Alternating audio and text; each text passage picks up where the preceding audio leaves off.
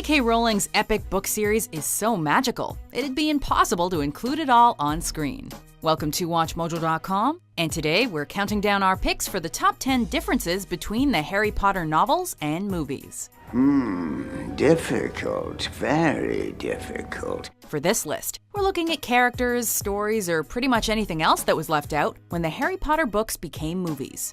Since we're talking about major plot points and characters, you might want to put your extendable ears away and do some light reading and watching. This is light. Spoiler Armus, and by that we mean spoiler alert. Ron, you spoiled everything!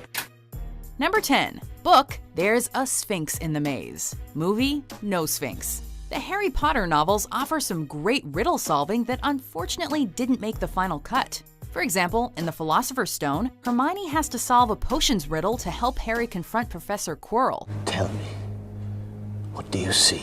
J.K. Rowling once again threw a puzzle at her characters in The Goblet of Fire, but here Harry has no help, trapped alone in a hedge maze during the Triwizard Tournament. While the movie version only has Harry escaping from some scary shrubbery, the book's maze houses menacing creatures. One such creature is a Sphinx that will only let Harry pass if he correctly answers a riddle. This character inclusion reminded readers of Rowling's background in mythology, while also suggesting that maybe Hermione rubbed off on Harry. Me, books and cleverness. There are more important things. Friendship and bravery. And Harry, just be careful. Number 9. Book, Animagi are explained. Movie, Animagi are not really explained. Please, sir. An animagus is a wizard who elects to turn into an animal.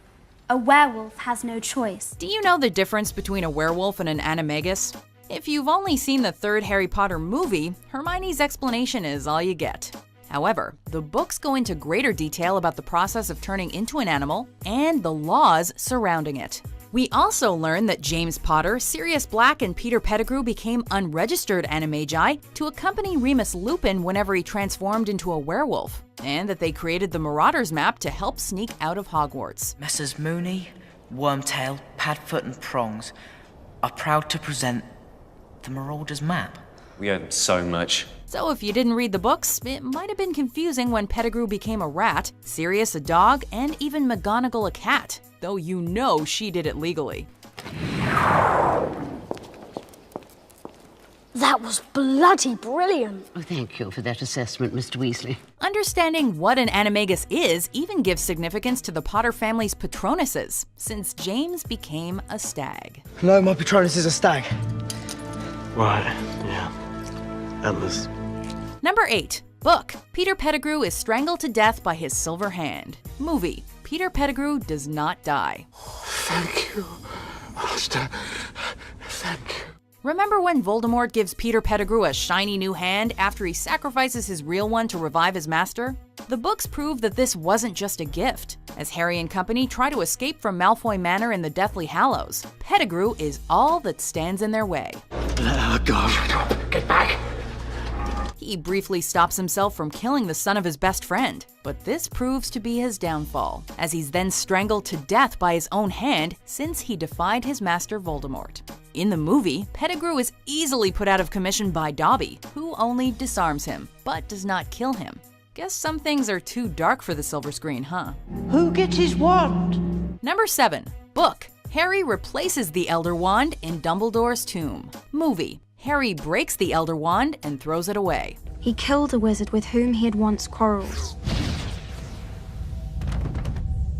Drunk with the power that the Elder Wand had given him, he bragged of his invincibility. Here's a moment that made all Potter fans gasp.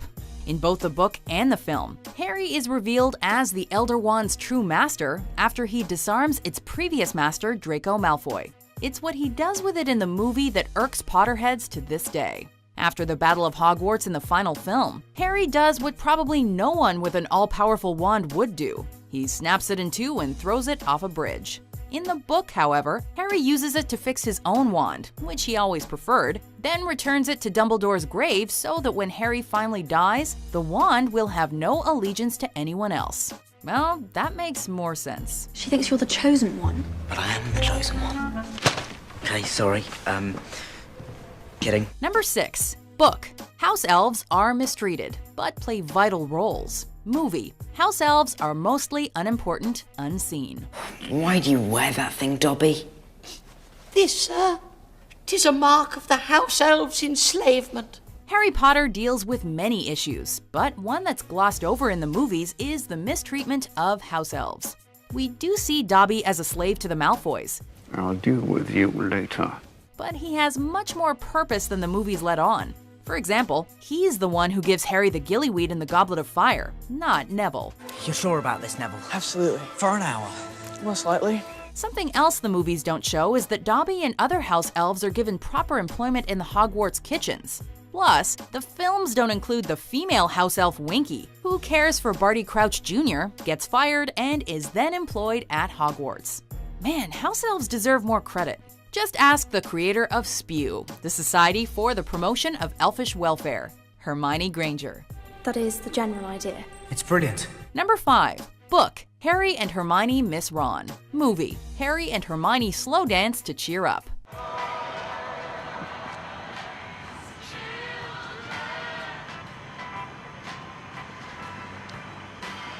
When Harry, Ron, and Hermione search for the Deathly Hallows, their relationship slowly becomes strained. Ron in particular is affected, as he has to wear the Horcrux locket, which forces his most negative feelings to surface. You think I don't know how this feels? Oh, you don't know how it feels! Your parents are dead! You have no family! Stop! Ron soon can't deal with it and leaves his two friends alone. In The Deathly Hallows Part 1, Harry and Hermione are wallowing in despair while listening to the radio when a soothing song pops on. The two then begin to dance with each other, sharing a brief moment of cheerfulness they hadn't felt for quite some time. But as the song finishes, it's back to reality. This scene doesn't appear at all in the books, but is a nice moment between friends. Number 4. Book. Voldemort dies like a human. Movie. Voldemort dies like a supernatural creature. In both the books and the movies, Harry and Voldemort are having their final duel, and their wands connect as they done in the Goblet of Fire. Voldemort uses the Elder Wand, even though it doesn't have allegiance to him, but doesn't realize that he's actually fighting its real master. The Elder Wand refuses to harm Harry, and rebounds Voldemort's killing curse back towards him. The book does not afford Voldemort the grandiose death he wanted. Instead, he dies like a human, in a purposefully anticlimactic way.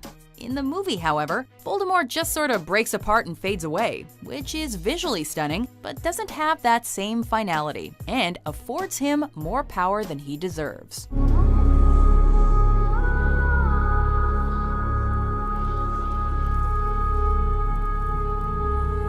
Number 3. Book. Peeves, Ludo Bagman, Charlie Weasley, and Teddy Lupin all exist. Movie. Peeves, Ludo Bagman, Charlie Weasley, and Teddy Lupin don't appear. Why, it's Potty Wee Potter! I'm Peeves, Potter, and you better watch out for me! When any book series is given the film treatment, some characters don't make the cut because they interfere with the pace, but we missed a few. Peeves the Poltergeist, a pesky ghoul who pulls pranks on staff and students at Hogwarts, is a fan favorite. The Ministry of Magic's head of the Division for Magical Games, Ludo Bagman, appears in the Goblet of Fire book, but not the film. On screen, the Weasley family's second eldest Charlie is only mentioned and shown in pictures. My parents decided to go to Romania to visit my brother Charlie. He's studying dragons there. But an especially upsetting omission is Teddy Lupin, son of Remus Lupin and Nymphadora Tonks. By the way, wait till you hear the news. Remus and All right, we'll have time for a cozy catch-up later. This book character represents the tragic cyclical nature of the series, as he's orphaned in the Battle of Hogwarts and essentially becomes his generation's Harry. And Remus, your son. Others will tell him what his mother and father died for. One day, he'll understand. They even cast the character. You have this new life, you know, like you're doing your own thing and you're suddenly independent. Number 2. Book. Various characters visit St. Mungo's Hospital for Magical Maladies. Movie. St. Mungo's never appears. Yep, even the wizarding world needs a hospital. In the books, several wizards are injured enough to be sent to St. Mungo's, including Arthur Weasley after he's attacked by Nagini. some patients are there permanently, like Gilderoy Lockhart, who suffers from a backfired memory charm. Bet you forgot about him. Who are you? Ron Weasley. Really? And, who am I? Other long-term residents are Neville's parents, who were tortured into insanity with the Cruciatus Curse by Voldemort's minions. Neville's parents. They suffered a fate worse than death, you ask me. This scene not only shows the terrible effects of the First Wizarding War, it also fleshes out Neville's tragic backstory, highlighting the fact that the Longbottoms' history of defying the Dark Lord may have made Neville the chosen one instead of Harry. But it may have just been too hard to watch when the Longbottoms don't recognize their own son. I'm quite proud to be their son. Before we unveil our #1 pick, here are some honorable mentions. Ah, there you are, Harry. Hermione and Ron are already at my death day party.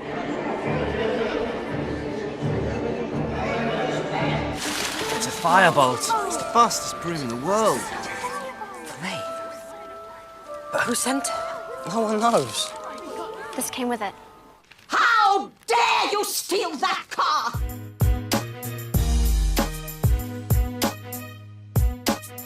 Number 1. Book. Half-Blood Tom Riddle was conceived thanks to a love potion. Movie. Voldemort's parentage is largely glossed over. Bone of the father, unwillingly given.